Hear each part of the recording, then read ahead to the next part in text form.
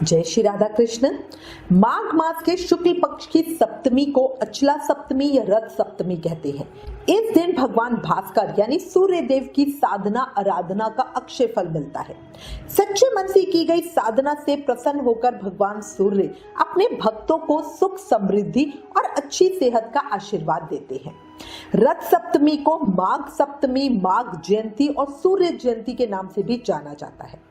अब आज इस वीडियो में आपको रथ सप्तमी का पर्व इस साल 2025 में कब मनाया जाएगा, कैसे पूजा करें और इसका महत्व क्या है के विषय में चर्चा करेंगे। वीडियो शुरू करने से पहले एक रिक्वेस्ट, अगर चैनल पर नए हो तो प्लीज जल्दी से चैनल सब्सक्राइब करके बेल आइकन को प्रेस कर देना ताकि आने वाले वीडियोस की जानकारी आपको मिल जाए।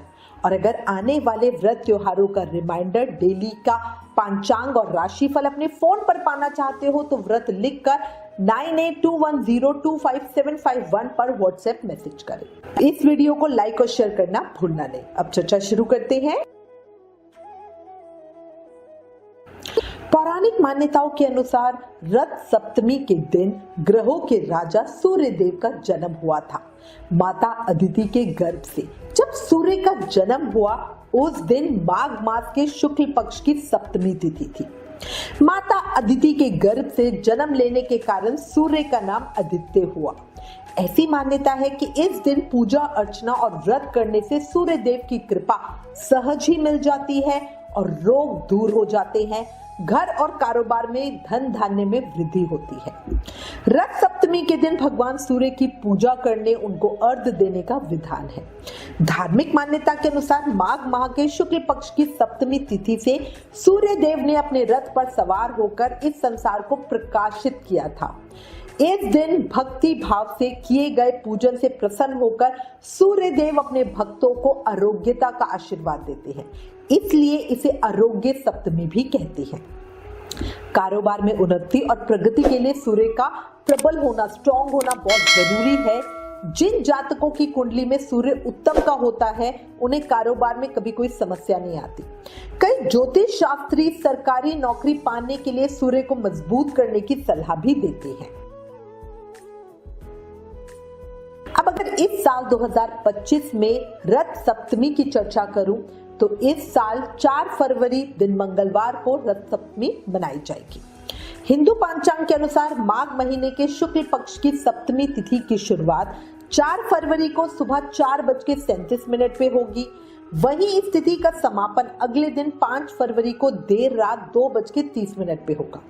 सनातन धर्म में उदया तिथि का अधिक महत्व है, इसी वजह से 4 फरवरी को रथ सप्तमी मनाई जाएगी।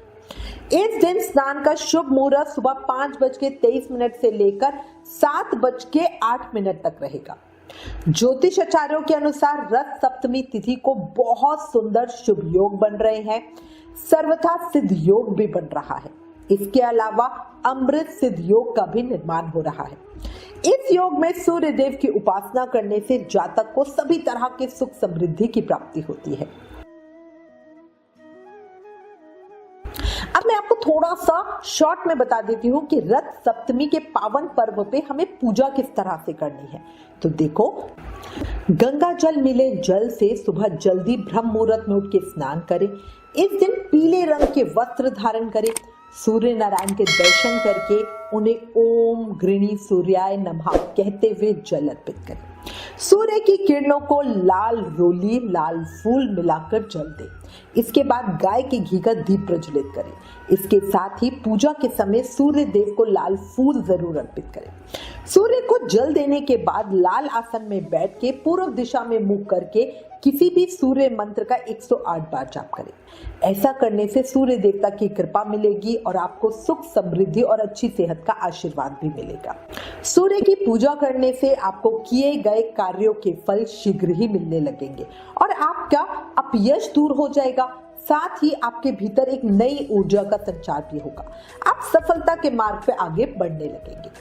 रथ सप्तमी के दिन तेज फल के पेड़ को जल चढ़ाएं और उसकी 11 परिक्रमा करें।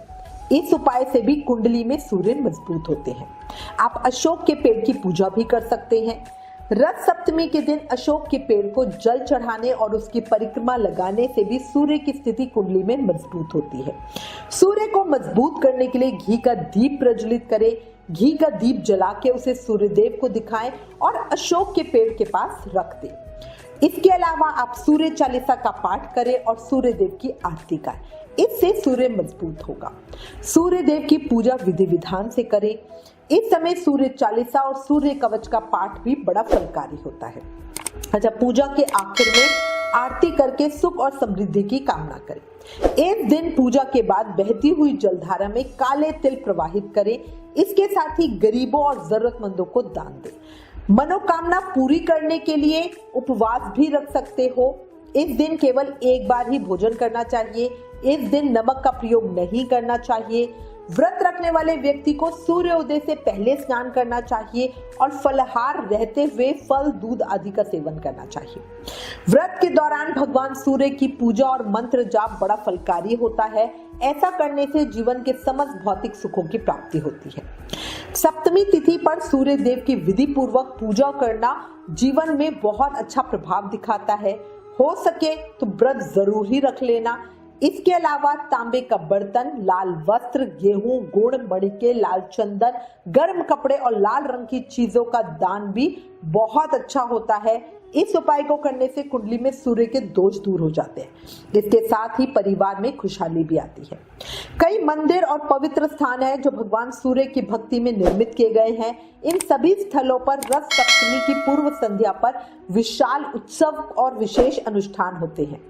तिरुमाला तिरुपति बालाजी मंदिर, श्री मुंगज मंदिर, मल्लिकार्जुन मंदिर और आंध्र प्रदेश, कर्नाटक, तमिलनाडु और महाराष्ट्र के विभिन्न क्षेत्रों में मंदिरों में भव्य उत्सव बनाया जाता है।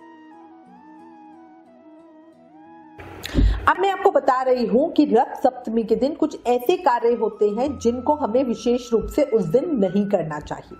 जैसे किसी पर गुस्सा ना करें, क्रूरता ना दिखाएं, घर और आसपास के वातावरण में शांति बनाए रखें, शराब या किसी भी तरह की तामसिक भोजन का सेवन ना करें। इस दिन नमक का सेवन भी वर्जित माना गया है, चाहे आप व्रत रखो या ना रखो। इस दिन लोहा, चमड़ा, जूते और काले तिल खरीदने से बचना चाहिए। रथ सप्तमी के दिन बाल और नाखून कटाना वर्जित है, मना किया गया है। इसी के साथ मैं उम्मीद करती हूँ इस वीडियो में दी गई जानकारी आपके लिए उपयोगी होगी। इससे रिलेटेड अगर आपके पास कोई भी कमेंट्स या सजेशन है तो प्लीज हमें लिखें। ज्ञान बांटने से बढ़ता है, इसलिए इस वीडियो को ज्यादा से ज्यादा शेयर करें। आप हमें फेसबुक और इंस्टाग्राम पे भी जरूर फॉलो करें। Please like, share and subscribe. Thank you. जय श्री राधा कृष्ण।